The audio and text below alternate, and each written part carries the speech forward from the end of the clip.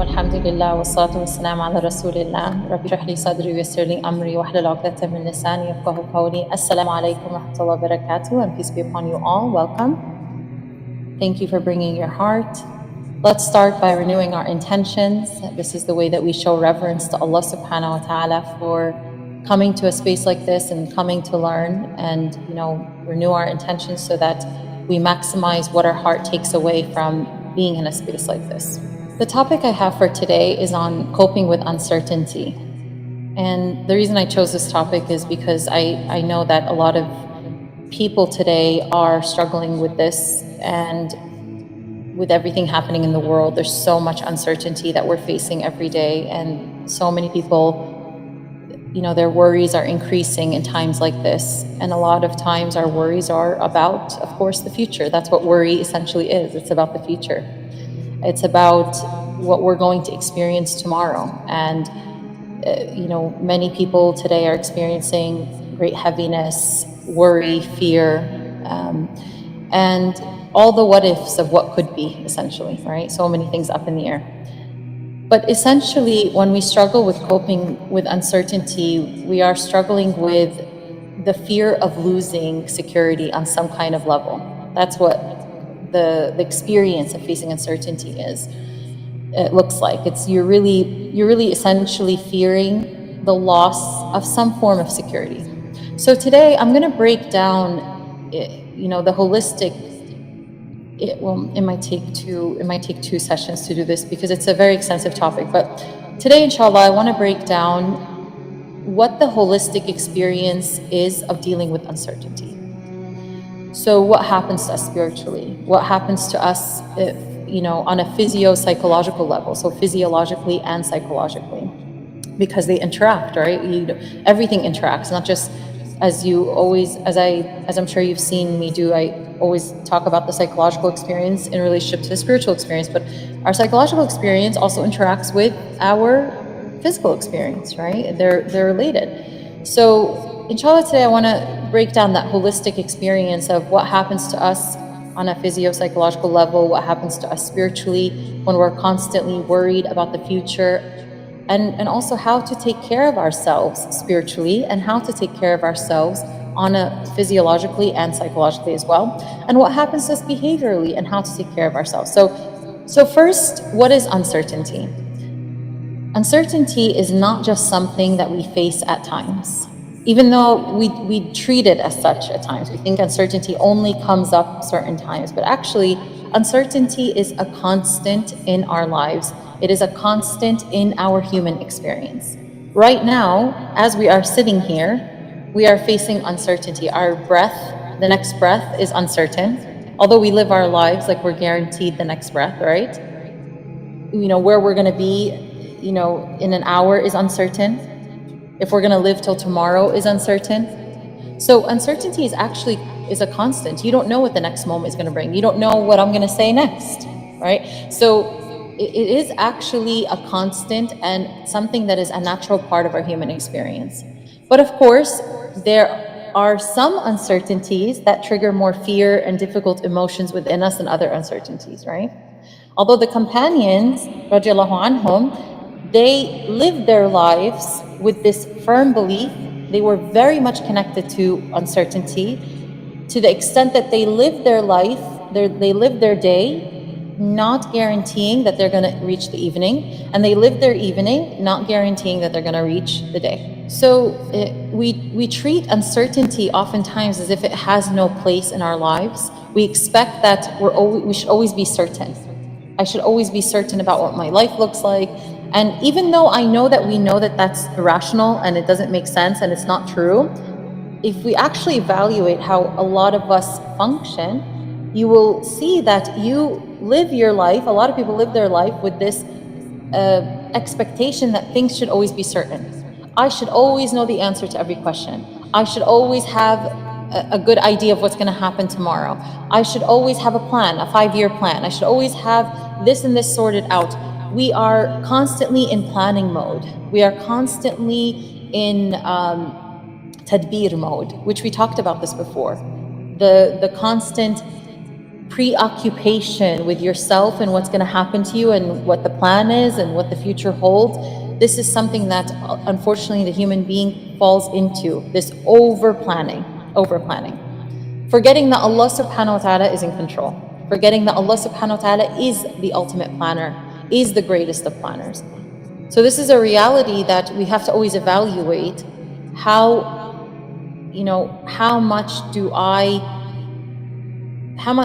connected am I to the truth that uncertainty has a place in my life, and there are going to be things that I am uncertain about, and I should not expect certainty. Again, I talk about entitlement a lot. A lot of us are entitled to certainty. We think that we are entitled to certainty. And God forbid we don't have one piece of information about something, a lot of people can fall into an anxious state or a state of anger because they feel like they're entitled to having all the information. You call somebody up, or you call a company to get information about a product, they don't have it. How could you not have it? How do you not have this information? How do you not know what happened to my package? How do you not know what's going on here? And people get upset, right? So the more that you actually don't come to terms with uncertainty, the more that your entitlement goes up, the more that your expectations go up, the less tolerance you have towards things being out of place, the more rigid you become. You become the opposite of flexible, which we talked about before, that psychological health requires mental flexibility, that you're not always so rigid. So we're talking about uncertainty, but it's very much related to so many other aspects of our lives, and the way that we show up, and the way that we function, and the way that we, go about our lives and about our day. So if you're always training yourself to have no tolerance for any discomfort, any uncertainty, any confusion. A lot of people can't sit with confusion. A lot of people have a hard time sitting with doubt, meaning that I should always be certain, I should always have the answer. A lot of people have a hard time saying, I don't know, because they think they should always have an answer to every question that someone asks them. No. So building up your tolerance for the unknown, for not always knowing, and really being connected to how limited we are helps you so much on a psychological level, on a spiritual level, on so many levels, right?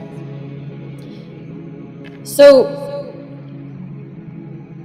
we are always facing uncertainty, but of course, like I said, there are some uncertainties that trigger our fears and difficult emotions more than others, depending on also what we're attached to. Everyone's psychology is different. But, essentially it comes down to the fear of you not having something in your life, or the fear of you losing security on some level, right? So, even so, you can have, given everything that's happening in the world, you could fear losing security in terms of what's going to happen tomorrow to our country, or what's going to happen, just the world is so chaotic, right? You're getting inundated with so many videos and news about people being unhinged and all these things that are happening, and Islamophobia. There's uncertainty about that, right? Will I be in harm's way? Will someone harm me? Will someone, attack me? Or, so there are those common uncertainties that come up. But even personally, everyone has their own uncertainties that they're dealing with. Will I get a job? Will I be able to pay my rent? Some people are struggling financially. They're uncertain about being able to pay for essentials in their lives. Will I lose somebody I love? Maybe somebody has someone in their lives that is sick, or not even. People worry about losing people, just generally, right? You love someone, the more you love them, and the more you realize you love someone, you fear what? Losing them, right? People worried, will I get married? Will I have children? Will I be safe? Well, all these things are coming up for people constantly, depending on what it is that you're seeking and what it is that you're attached to and what it is you're longing for. So we all have collective fears, collective uncertainty, and then we all have our individual uncertainties that may plague our minds and may consume us, or may, keep us up at night at times, right? The key is not to not hold space for uncertainty. The key, or to deny that there's uncertainty. The key is to learn to cope with it effectively. Because like I said, uncertainty is constant. We should expect it. We should not try to make this dunya a jannah, which is what is happening to a lot of people. We try to treat this lower world as the higher world that we're destined for. But if Allah created you for this world, there would not be death. If really this is the world that you were made for, Allah subhanahu wa ta'ala would not have created death. So the fact that Allah created death means that you were created for something higher. You were created for a higher world. But a lot of times we treat this world as the destination, as the end. And when you treat it as a destination at the end, you expect certainty all the time. You expect to know everything all the time. You expect to have answers all the time. And that's exhausting, by the way. There's so much lightness and freedom that comes from releasing that responsibility and that pressure that you put on yourself to know everything. So even as you're sitting here today and you're listening to me, and maybe you're worried about what's going to happen after graduation, you're worried about what's going to happen, in a situation that you're going through, what's going to happen to a loved one, what's going to happen to this and that, what's going to happen to the world. Try to really be present with this today, because this is lifetime. We need this reminder all the time. We need to constantly remember who is in control. We need to constantly remember our limitations as human beings. Right? So what is the physio-psychological experience of uncertainty? Does uncertainty impact us physiologically and psychologically? Absolutely, it does. Uncertainty impacts us mentally, emotionally, it impacts our bodies, and obviously the psychological system within us and the physical system are interacting. So in psychology, well, first of all, before I even get into that, in psychology, we define uncertainty as the consequence of us having limited knowledge about something that's happening, an occurrence or an event, which makes it difficult for us to control it or predict a future outcome. So I want you to think about this. Like, the uncertainty comes because you realize I'm not in control. I can't control this. Which tells you what? That you live by what illusion? You're always in control. Yeah. And then something happens and you're like, I'm not in control. What's going on? As if you were always in control, when you really aren't. Yes, Allah subhanahu wa ta'ala gives us free will, and yes, Allah subhanahu wa ta'ala gives us certain power over things, but be careful of being deluded to think that you're the one in ultimate control. And this is why it's a ni'mah and a blessing when Allah puts us in opportunities, and I say opportunities because it is, but they're tests. Tests are opportunities. It's a ni'mah and a blessing when Allah puts you in a situation where you realize that you're not in control. Because you are not designed to be Allah. You are not designed to be God. You are not the God of yourself. You are not the Lord of yourself. And if you live your life with that, maybe you don't say that to yourself, or you don't, you know that up here, but our behaviors say a lot. A lot of us worship ourselves. We depend on ourselves. We depend on our faculties. So then Allah subhanahu wa ta'ala puts you in situations where you remember, I'm not in control. And I was never really in control. But we get shook by it as if like it's like something that's an anomaly, something that's out of the norm. But what happened really is that Allah created a situation, an uncertain situation, that provoked more fear or worry within you than other situations. And so this is why we should thank Allah for our tests, because it reminds us of our design. It reminds us of who Allah is. It reminds us of our limitations so that we do not burden ourselves more than we were designed to bear. You were not designed to be the Lord of yourself. You were not. And if you try to treat yourself as such, you will destroy yourself. You will deplete your psychological resources. You will deplete your physiological resources. You will deplete yourself on so many levels. Okay? So, but this definition in psychology of uncertainty, I find it so fascinating, because it really speaks to how it's an experience that comes up when we realize we have limited knowledge about something, or that we can't control something, or predict a future outcome. Even though we can never really predict the future outcome before, but then all of a sudden you're hit with this reality. I don't know what's going to happen. I don't know. And so when we are in these situations of uncertainty, it does impact you. It has an effect on you. It activates the brain's fear and stress response systems. Okay, so it depends again what level of uncertainty, but it does activate that part of the brain that, experiences fear, that experiences stress, which leads us to being more alert. We go into this hyper alert mode because now we're scanning for threats. We're scanning for what could go wrong. And by the way, your brain, Allah created your brain to do that.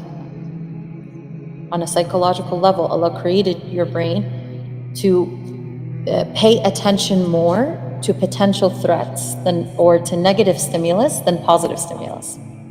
So they did a research on this where they showed people different people with different facial expressions. Which one do you think people remembered the most? The happy faces or the sad faces? Sad faces. So people think, oh, are we programmed to just notice negativity? Well, you're programmed to survive. So sad faces are more threatening to or angry faces or just anything other than happy faces. They tell you something's wrong. So you pay attention to them more. So your brain is actually wired to scan for threats, and because Allah created you to survive, to learn how to survive. You have that survival mechanism within you. So what happens is when you are uncertain about the future, it activates the system within you. It tells you, hold on, wait a minute, I can't predict the future. You start scanning, and this is why when you're in situations where you're uncertain, you'll find your cortisol levels increasing because that's the stress hormone, and then you find yourself, feeling more alert because you're using your brain now on a more not higher level, but you're just you're processing things more, and you're scanning for, okay, what is the pros and cons of this? What could happen here? What could not happen here? So this is just the psychological and physiological experience of it. So we're programmed to scan our environment for stimulus that is threatening. And there's external stimulus, right? There's for example, changes in your external environment that you detect using your senses, your sight, your hearing, your sense of touch, right? Your sense of smell. That tells you, okay, everything is good. You smell weird, you go into the house and you smell something, it's off, you're like, wait, what's going on here? Did I leave the gas on?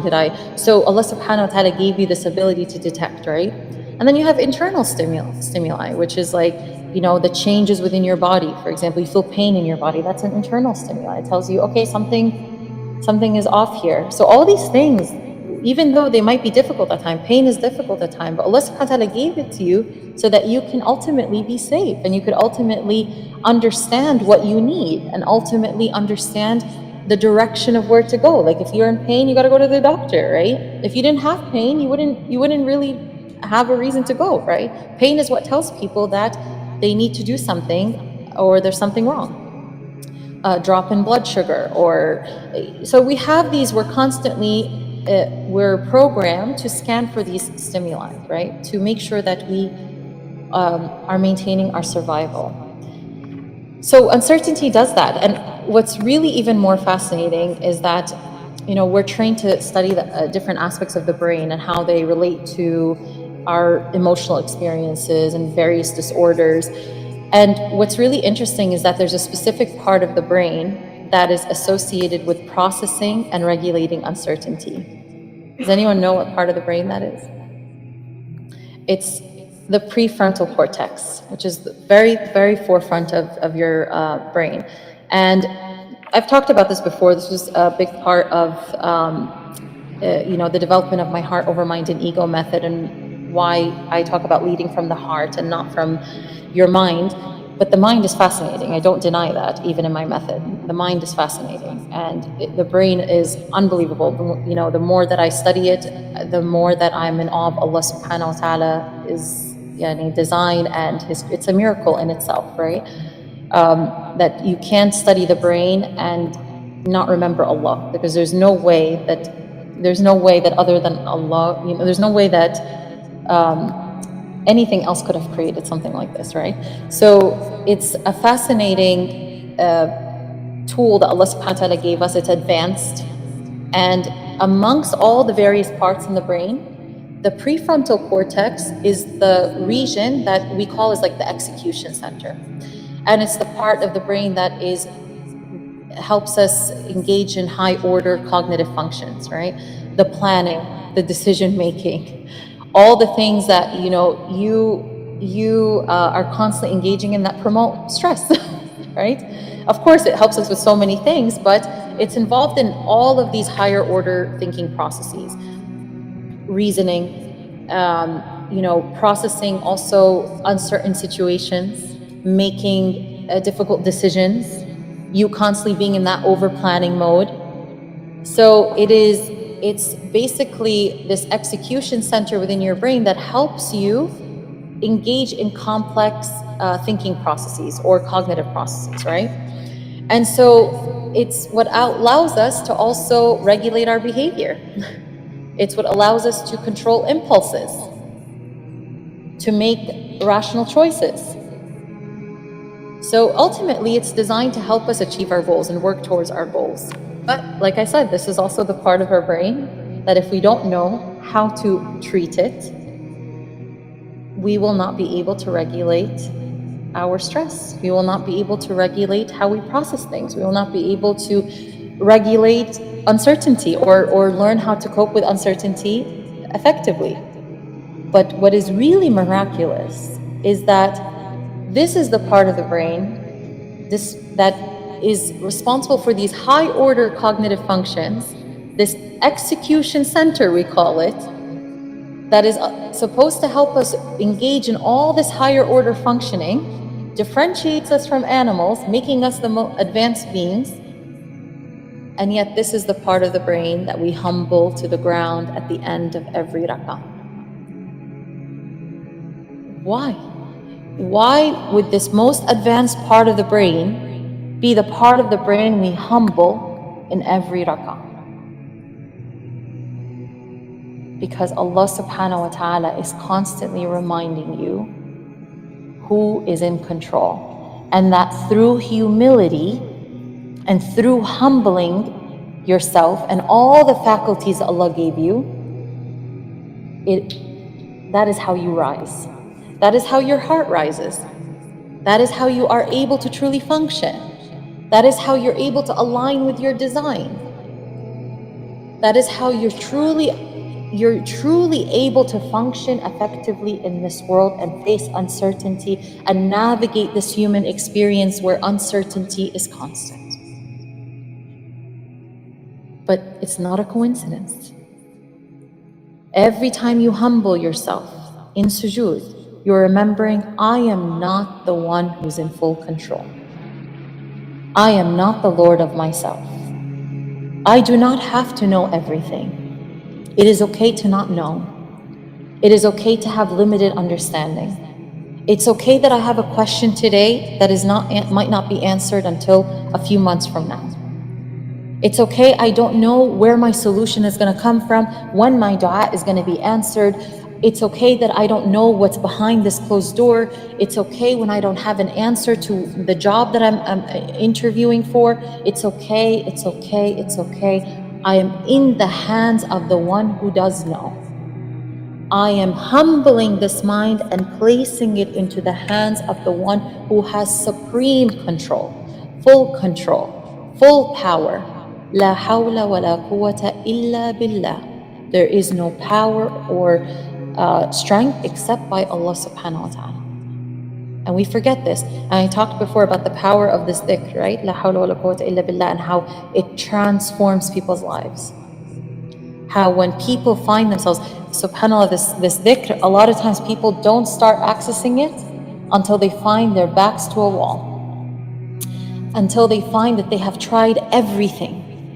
They have made dua, they have gotten up, and they're doing everything that they are supposed to be doing, and they find that they're cornered. They find that like nothing is changing in their lives. Or they put in effort, not just dua, like they're putting in effort into a situation. They're trying to convince their child, this is the right way, this is the right way. Nothing is working. They're trying to work on their relationship in some aspect with their spouse, and nothing is working. They are trying to fix a certain situation in their lives, and nothing is working. They have no choice but to submit to la hawla wa la quwwata illa billah. There is no power or strength except by Allah. And if you apply this dhikr into your life with full certainty and full yaqeen and full belief that Allah is the one in full control, you will find beautiful things happening in your lives. But especially in those times where you feel like, I've done everything and nothing is working, Allah's pointing you to la hawla wa la quwwata illa billah. It's time to stop depending on your own strength and power. Our righteous predecessors and our early scholars, subhanAllah, they were on a different level. They would treat even when something harms them. A lot of times what do? We fixate on like, let's say someone harms you. Someone says something hurtful to you. We're programmed to fixate, this person did this to me. But they would function differently. They would focus on Allah subhanahu wa ta'ala, that it's still coming from Allah, that there is khair in it for me, because they see Allah as a direct source of everything they go through. Difficulty or ease, good or bad, they see Allah as a direct source. This doesn't mean you normalize abuse. Someone abuses you, by the way, as a disclaimer. Someone abuses you, say, oh, this is, you normalize it, or you just condone it because you think it's from Allah. No, we're not talking about that. But in our world today, I have to say these disclaimers because sometimes people take things very, literally.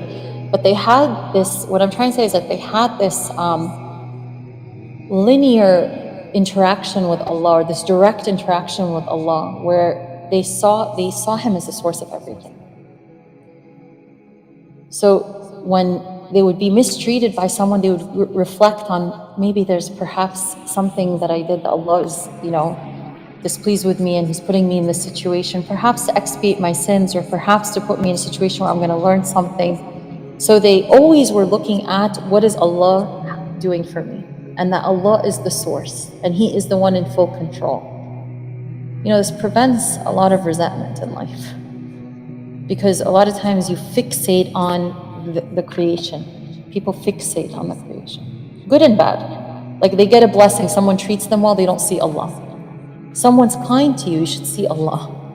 Allah controlled the heart of that person, and Allah, put that person on your path, because the people on our path are from Allah too. And the love that you experience on your path is from the most loving. And we forget that. Someone's kind to you, do you thank Allah? Someone went out of their way to make room for you, do you thank Allah? Do you see Allah directly? Ya Allah, alhamdulillah, thank you for guiding this person to make space for me. Thank you, Ya Allah, for guiding this person to make my day easier. Thank you, Ya Allah, for opening this person's heart to me. You get a job, yarhamukallah. You get a job. Thank you, Allah, for guiding the heart of my interviewer to accept me. How many people see Allah as even the source or the controller of the heart of the interviewer that you're going to? And I tell this, people have anxiety around going to job interviews, that before you go in, you remember you're dealing with Allah in the interview room. And that even your job, it's not because of that person that's interviewing you.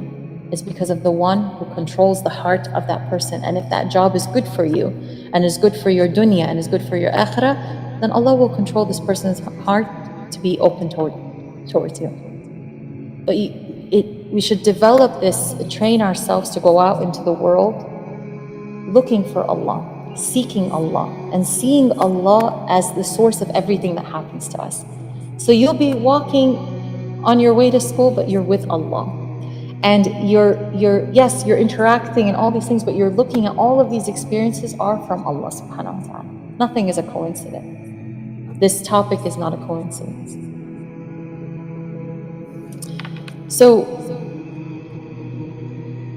humbling ourselves and utilizing opportunities of uncertainty as a means to engage in taslim, full submission and reliance on Allah, is so important. And so if you find yourself in places, and Allah subhanahu wa ta'ala, sometimes He veils us and He unveils us, right? And like sometimes we're really sharply unveiled from how much we're not in control. And this is when we face a lot of uncertainty. And we're like, what's going to happen? I feel so helpless, or I feel so powerless, or I feel like I'm at the mercy of what's going to happen. And you're in these situations, and this is an opportunity when Allah unveils you from that truth that you're ultimately not in control. This is a time to anchor yourself in Allah subhanahu wa ta'ala and to anchor yourself in His truth. So I want to go over some beautiful verses in the Quran where Allah subhanahu wa ta'ala mentions this concept of tawakkul and trust in Him, because that's what really essentially the embodiment of, well, that's essentially what we're doing when we engage in taslim, is we're trusting Allah. And that's essentially what we're doing when we humble our mind. Ya Allah, you know better. Even in istikhara, we say, your knowledge is greater, right? Your knowledge of the ghaib and the unknown is greater than mine. Your plan is greater than mine. Allah subhanahu wa ta'ala mentions in the Quran, the true believers are those whose hearts tremble when Allah is mentioned. And when His revelations are recited to them, their faith is strengthened and they trust in their Lord. And I find this verse so beautiful because it shows you the relationship between remembering Allah and your faith being strengthened, and you having that courage and that fortitude to face the world and to face uncertainty. So their hearts tremble when Allah is mentioned, and when His revelations are recited to them, essentially when you're reciting Quran and when you're connecting to Allah's words, what happens? Your faith is strengthened. That you remember who you are, you remember who Allah is, you remember you're not the Lord of yourself, you remember who you're supposed to trust, you remember la hawla wa la quwwata illa billah, and then they trust in their Lord. So we need Allah's words, and we need to remember these truths. And oftentimes what I'll tell people is, look at what your unique struggle, what name of Allah is your unique struggle pointing you to? Because that's also really important. Okay, what name of Allah have I not yet accessed, or I'm not connected to? Sometimes you learn about one attribute of Allah and you're in awe of it, just one, and not even just one aspect of that attribute, and that carries you in so many ways. Another verse where Allah subhanahu wa ta'ala tells us, say, nothing happens to us except what Allah has decreed for us. So in the Quran, Allah is even telling you and teaching you how to respond to the uncertainties of the world. It's telling you, say, nothing happens to us except what Allah has decreed for us. He is our Lord and our Master. In God, the believer shall trust. So remembering what? I'm not the Lord of myself. I have to remember who my Lord is. And you could repeat this: nothing happens to me except that Allah has decreed for me. This is another verse, is to Allah belongs the heavens, to Allah belongs the future of the heavens and the earth, and all matters are controlled by Him. So many verses in the Quran where Allah subhanahu wa ta'ala reminds us of what is in His dominion, which is everything. A lot of times when I work with people who are, we've touched upon this recently about just the reverence we should have in prayer, right? And how we should approach prayer. And a lot of times our lack of presence is because we really don't understand who we're standing in front of. And I like to always, give that example of, just imagine somebody that you think has power in this world, and you have a meeting with them. A president or a head of a CEO of your company, right? And you have a meeting with them. How likely will it be that you will be distracted in that meeting? Not very likely, right? Will you be thinking about what you're going to do next when you have this 20-minute meeting with a CEO or even a president, regardless of whether you respect them or not, regardless of whether you agree with their values or not, just because you perceive them as having power, you are going to be present with them. And so in prayer, a lot of times our lack of presence is because we're really disconnected from how powerful Allah subhanahu wa ta'ala is. And when you start prayer, the first thing that should really first of all, this work starts before you even approach prayer, and remembering who Allah subhanahu wa ta'ala is, and remembering, His power and His control and His dominion over everything.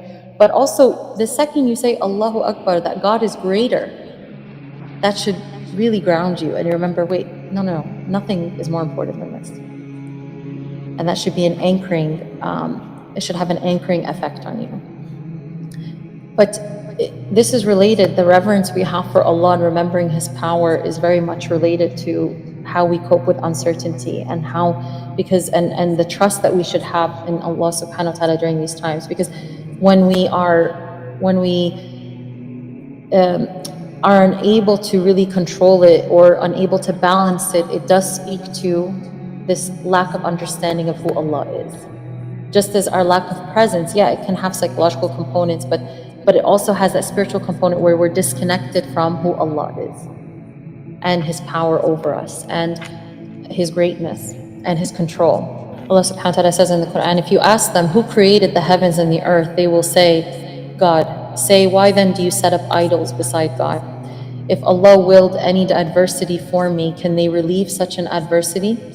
And if He willed a blessing for me, can they prevent such a blessing? Say, Allah is sufficient for me, in Him the trusters shall trust. So it's interesting that this verse, that when they respond, who created the heavens and the earth, they say Allah. But then Allah subhanahu wa ta'ala says, then say, why then do you set up idols besides God? So meaning what? This verse is speaking to people who believe in Allah subhanahu wa ta'ala. But then remember, when I talk about setting idols, it's not that you worship a statue or anything like that. It could also be, obviously that's a greater level, but it could also be you giving anything the same value that only God deserves. You giving a human being the same value that only God deserves. You giving anyone the same power that only God has. And sometimes people forget this. Like the example of you going to an interview, you give that person so much power. It actually affects how you are in the interview, by the way. Like when you go into an interview and you don't give that person so much power, you're more relaxed, you don't have as much anxiety, you're more confident, and you understand that you're going to do your best, and ultimately the outcome is in Allah's hands. But when you give people so much power, you become smaller and smaller and smaller. And your anxiety grows and grows and grows, and you don't feel as much in control, you're not as confident. So Islam has this protective mechanism of protecting us from giving anything a power that it doesn't deserve, and that only Allah subhanahu wa ta'ala deserves. And in the end, you doing so only harms you.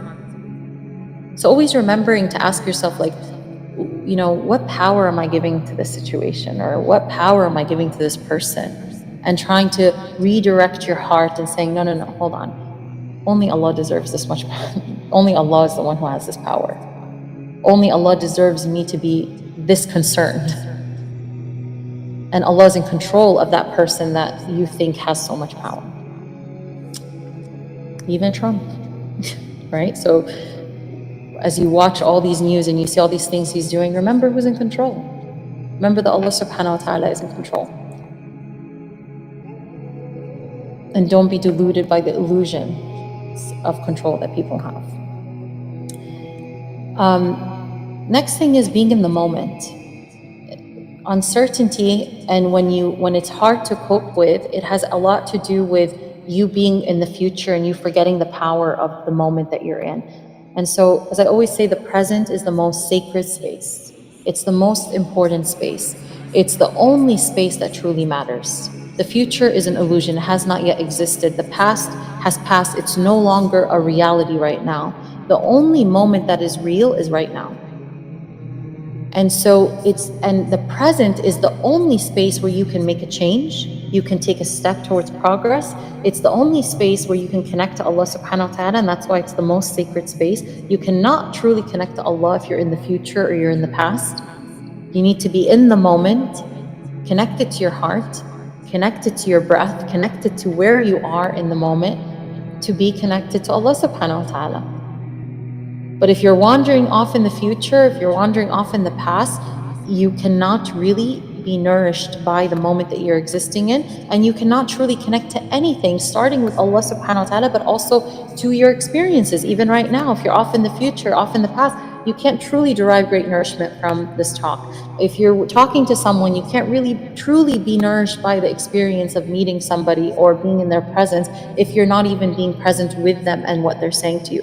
So the present is the most important space, and just even telling yourself that at times, that, you know, when you find yourself worried about the future, say, hold on, let me bring myself back. It's a muscle, by the way. Presence is a muscle.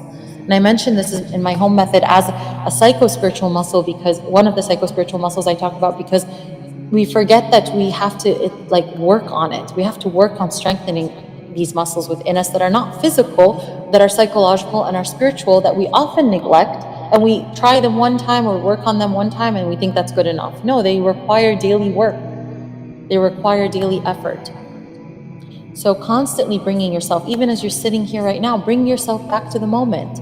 And remember that, you know, you'll figure out what you need to do after. But right now, you don't want to rob yourself of the opportunity of being fully nourished by being in this space and by what you're learning. And then finally, connecting to the akhirah. You know, we're talking about uncertainty, right? All these things that are uncertain.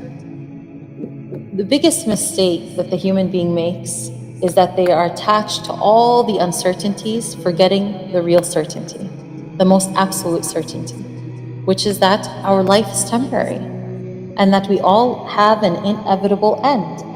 And this is a universal understanding and a universal certainty that no one can deny.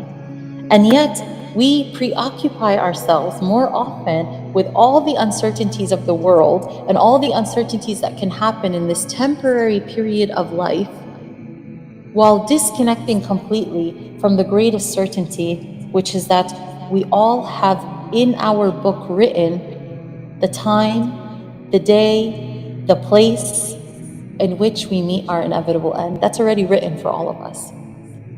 And it's really interesting because even in psychology, and just not talking about Islamic psychology, Western psychology recognizes that people's disconnect from the temporariness of their life creates more anxiety.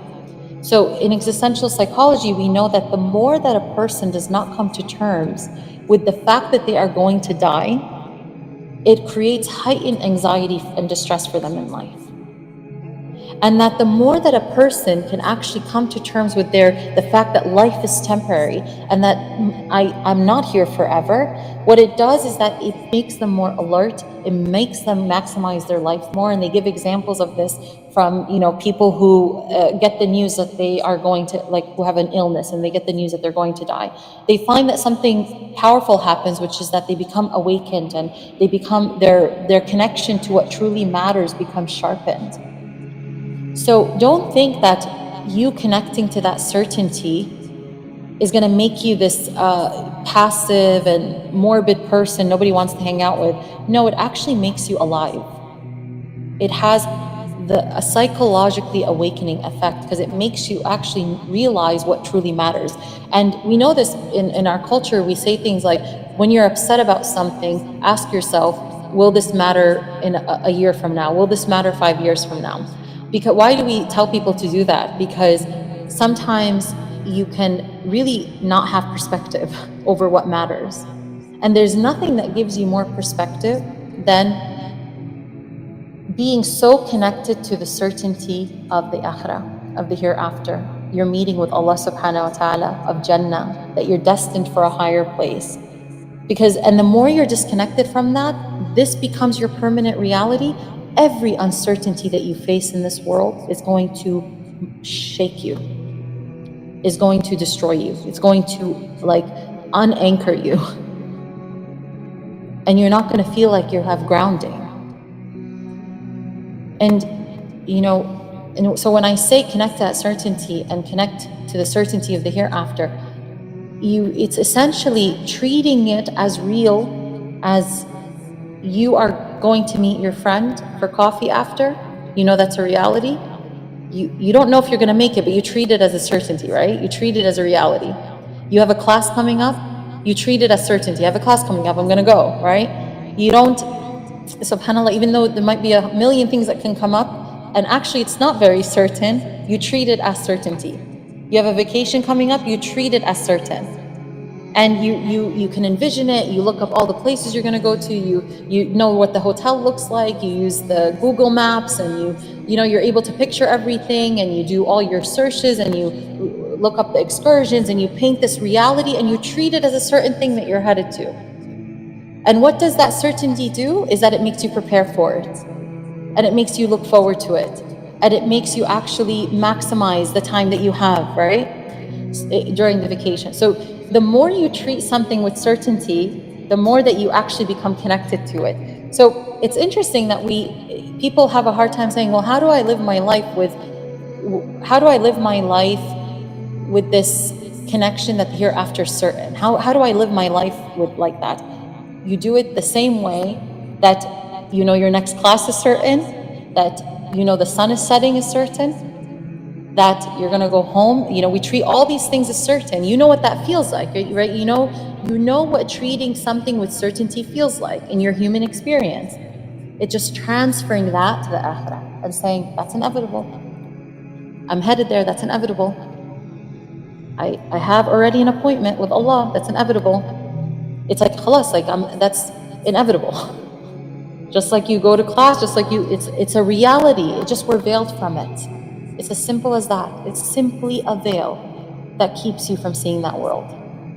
Simply a veil. So we started off talking about dealing with all these uncertainties, but I want us to end on increasing our connection to the greatest certainty, which is the akhirah, which is the higher world that Allah created us for, because that's how much Allah values us.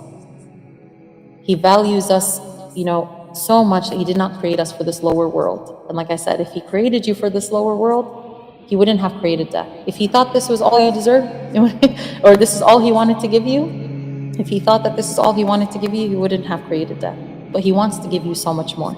This lower life is not our destination. So make sure to put things in perspective. Zoom out and see the whole picture, and know that this world compared to the next is as if, as the Prophet ﷺ taught us, is as if you put your finger into the ocean and you took it out. The water on your finger is like the dunya compared to the ocean, which is like